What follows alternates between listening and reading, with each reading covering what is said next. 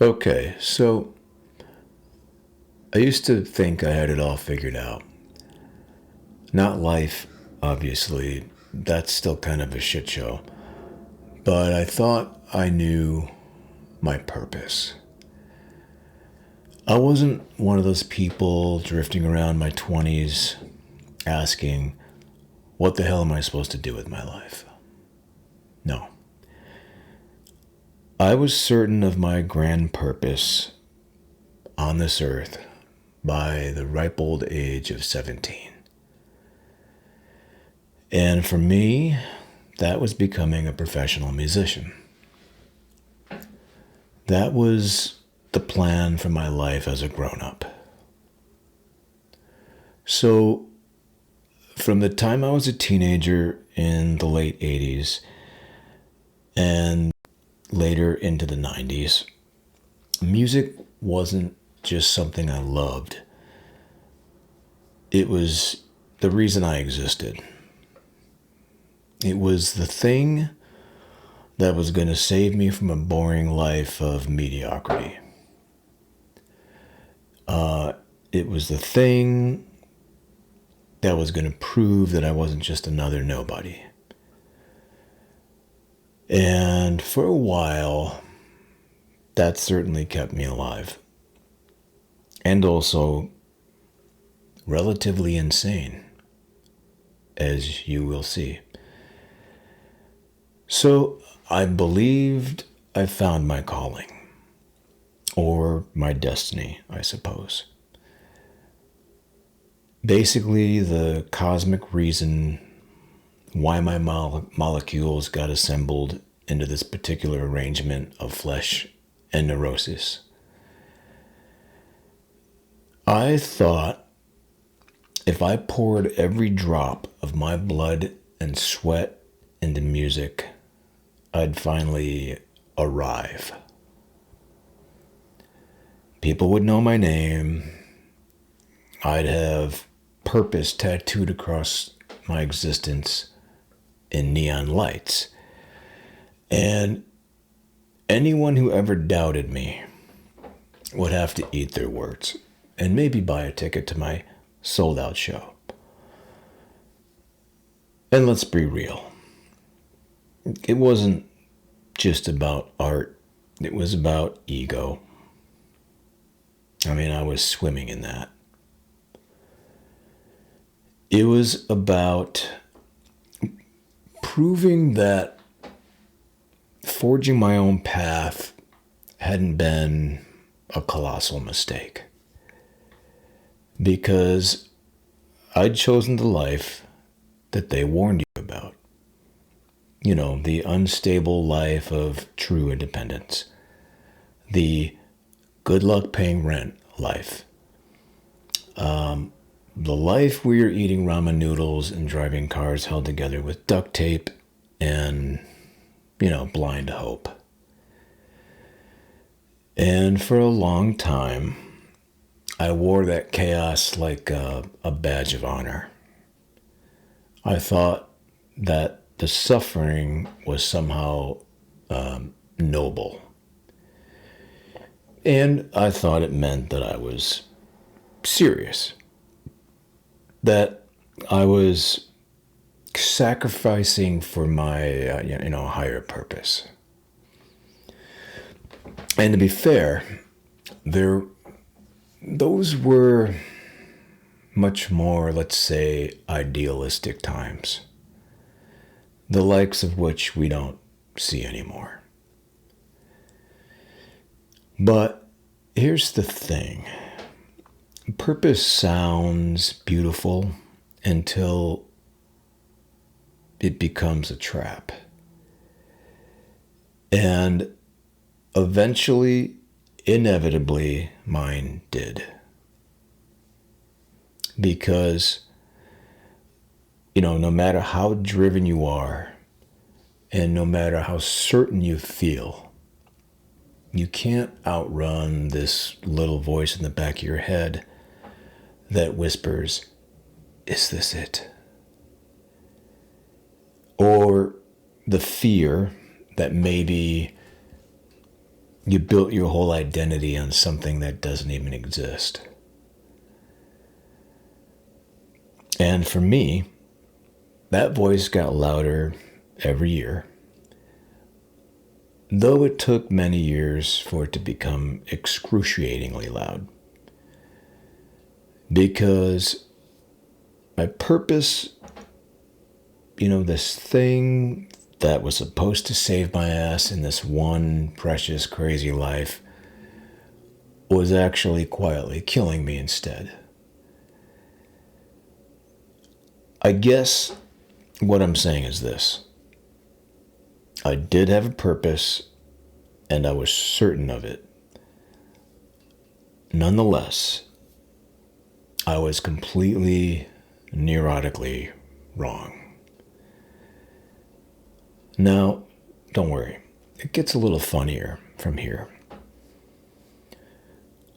Okay, so let's talk about what happens when you're absolutely convinced of what your purpose is in life. Well, sometimes you become a maniac. And I was so certain that that music, was my path, that I basically volunteered to live like some kind of depraved monk. A monk who was broke, delusional, and often smelled like stale beer and cigarette smoke. We hear people say, follow your passion, right? But they don't tell you that it might lead you to play a gig for 3 drunk guys at 1:30 a.m. in a bar that doubles as a strip club on Tuesdays. And if you're lucky, you'll make $50.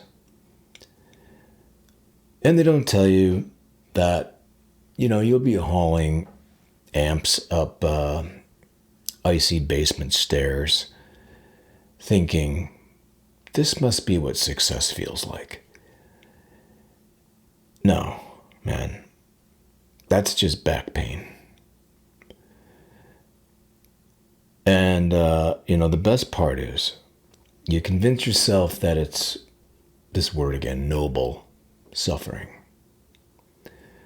You romanticize your own misery because you have a cause. So I used to sit in shitty abodes, writing lyrics on scraps of paper, certain that I was on the brink of something big. Any day now, I thought someone was going to discover my idiosyncratic niche of art, and the world would finally make sense. And meanwhile, the only thing getting discovered was that I was broke and depressed as fuck. And here's the real killer here. I tied my entire sense of worth to the idea that I was going to make it. Because I needed to prove that forging my own path wasn't just a cosmic screw-up. And I needed to prove that I wasn't just another loser who refused to get a real job. And the clock was always ticking. Actually, I became obsessed with time at that time of my life. Time became this enemy lurking over my shoulder. I'd think, okay, I'm 22 years old. I should have a record deal by now. All of my musical heroes already found success by this age. Okay, I'm 28. Other people are buying houses. I can barely buy a sandwich. Now I'm 30. This is starting to look pathetic. So I was living in constant fear that time was running out and that if I didn't succeed by some magical deadline, my entire existence would be declared null and void. Like the universe was going to tap me on the shoulder and say, "Sorry, kid, you missed your window. Enjoy ridicule and obscurity." And I imagined some cosmic bouncer standing at the door of success with a clipboard, shaking his head at me because my name wasn't on that list. But the truth is, the only person keeping that list was me. Because under all that drive and passion, there was fear. Fear that I was nothing without a successful career in music. Fear that I'd wasted my life. Fear that I was going to die one day and leave behind nothing. As if that even matters. And man, that is a hell of a thing to carry around every day. So you keep chasing the dream harder. You make sacrifices, sleep, money, relationships, any other opportunities that may arise to tempt you with some way out of all this. And you start thinking, if I just push harder, the universe has to reward me, right? Right? And I was thinking, good karma will eventually arrive. As if that's how it works. Like there's some celestial punch card system where you get a free purpose after your 10th meltdown. Well, newsflash. The universe doesn't give a shit about your imaginary punch card. Trust me, I checked. And even on the rare occasions when things did go well, it was never enough, of course. Because, there was a bottomless pit inside. So I'd finish a gig, people would clap, maybe even say nice things. And all I could think was, yeah, but this venue and this crowd is too small. The sound system sucked, and the money was mostly terrible. And ad nauseum. I'd pretty much developed a convoluted relationship with the process. I became my own worst enemy, addicted to self-sabotage, because deep down, I was wallowing in self-loathing. I had issues that were unresolved, shadow work that needed to be done that wouldn't be done for many years later. So throughout all that time, I just couldn't be content. And a lot of it was my own fault. Because I was terrified that if I stopped striving and grinding, I'd have to face the possibility that none of it mattered. And that's the real poison of tying your identity to your purpose. It becomes a trap you build for yourself, a prison basically made of ambition and fear. And all the while, life is happening right in front of you. And you're missing it because you're waiting for some cosmic stamp of approval. Someone once said, life is what happens when you're busy making other plans. And this was my life. I was constantly thinking about the end goal, the future. I wasn't present. So eventually I started to crack because you can only run from yourself for so long. And I realized something I'd been avoiding for years. That even if I achieved everything I wanted, it still wasn't going to save me from the human condition. And, the one truth none of us can escape, which is our mortality. We all know we're going to die no matter what. And knowing that makes us desperate for meaning and purpose. It informs much of what we do or don't do throughout our lives, whether we are aware of this or not. But the meaning might not be waiting out there in some grand purpose. It might really just be here, right now, as you're watching this, in these tiny moments that we keep ignoring, which is really where life happens. And as terrifying as it was to admit, letting go of my so-called purpose turned out to be the only thing that made me feel free. So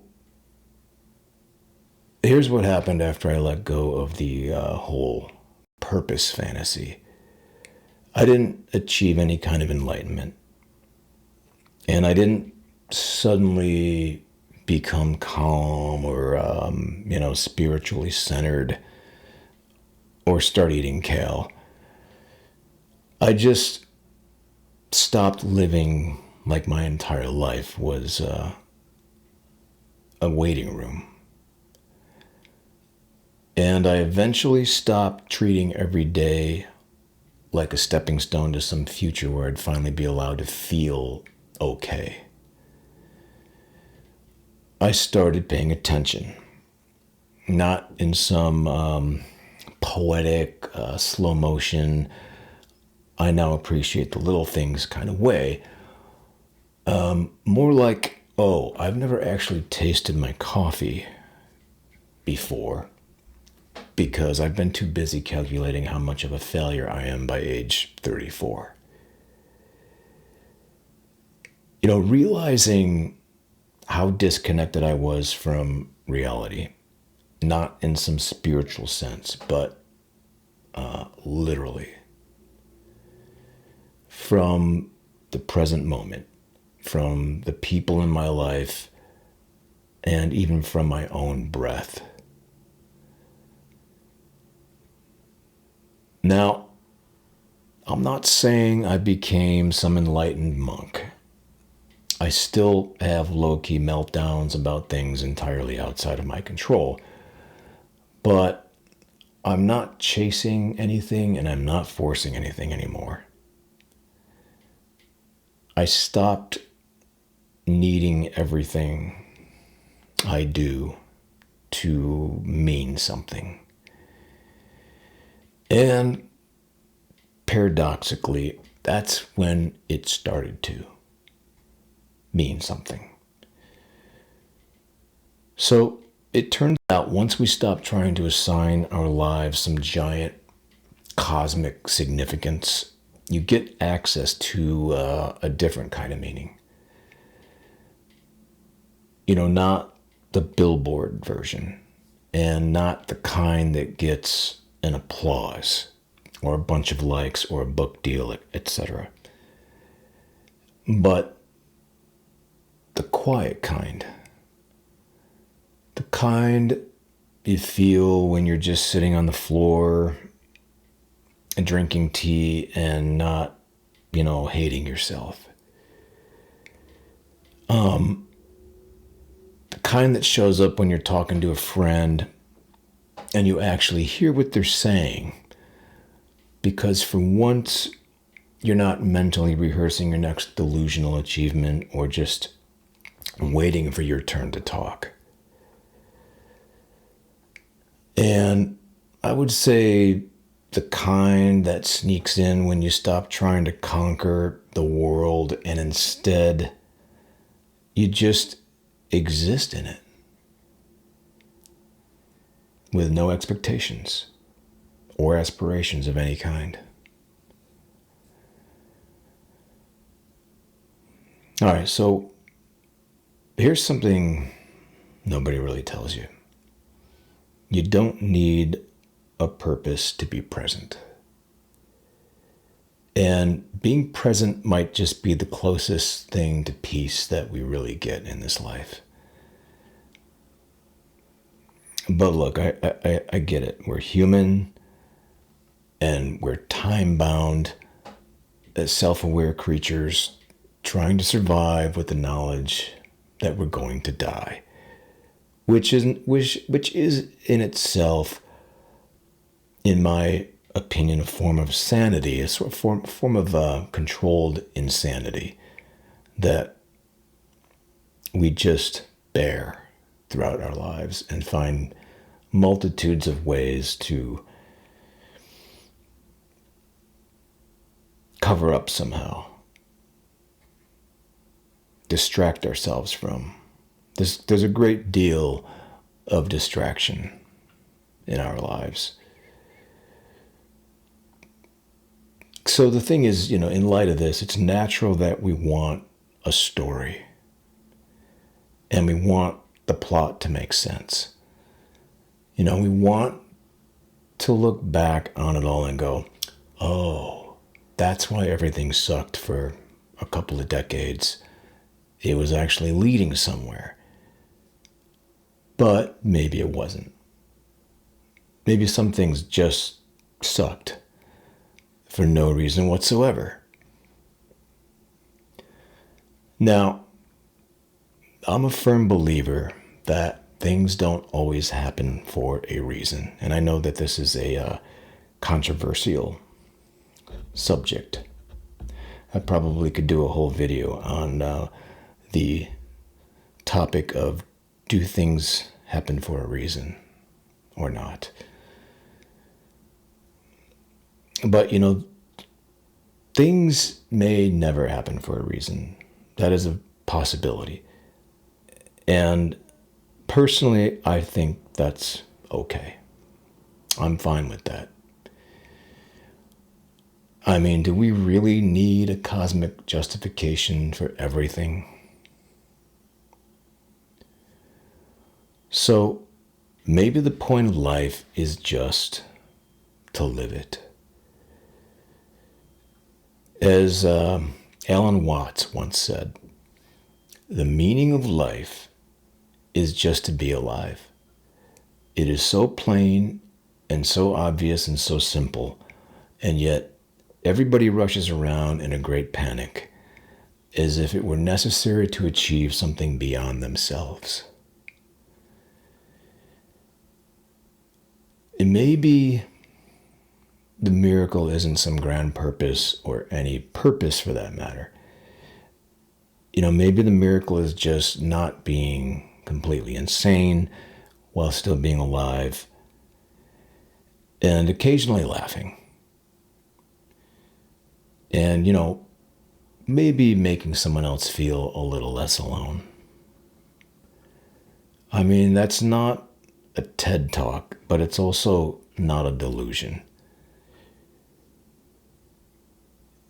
And after chasing something bigger for a great deal of my life, I'll take honest over impressive any day. Okay, so if you're still watching, here's something to consider. If you're stuck in that loop, the what's my purpose loop, here's my unsolicited advice. Number one, maybe you don't have one. You just don't have a purpose. Not in the Hallmark movie sense, and that's fine. Most animals don't, and they seem fine. All right, number two, focus on presence. Not in a yoga influencer kind of way. I mean, try noticing what the hell you're doing while you're doing it, instead of thinking ahead constantly. You'd be amazed how rare that is, actually. Okay, number three, find small things that feel authentic. A walk, a song, a conversation where neither of you are actually performing something. Number four, stop measuring your life by someone else's scoreboard. Stop comparison. You know, you've heard this, the quote, comparison is the thief of joy. I do believe that to be true. You know, most people are faking it anyway. All right, number five, forgive your younger self. They were doing their best with bad intel. Look, you know, life is inexplicable and weird. You get born, you flail around for several decades, and then you die. Some people get a highlight reel, most don't. But all any of us really have is now. Not 5 minutes from now, not 3 days from now, not 10 years from now. None of those are guaranteed. You know, I heard someone once say, being anywhere other than in this present moment is a form of slavery. That stuck with me. So try not to miss it while you're shackled to the hope that it should mean something. All right, that's all I got today. Go make some toast or stare at a wall for a while. That's what I'm doing after this. Thanks for watching.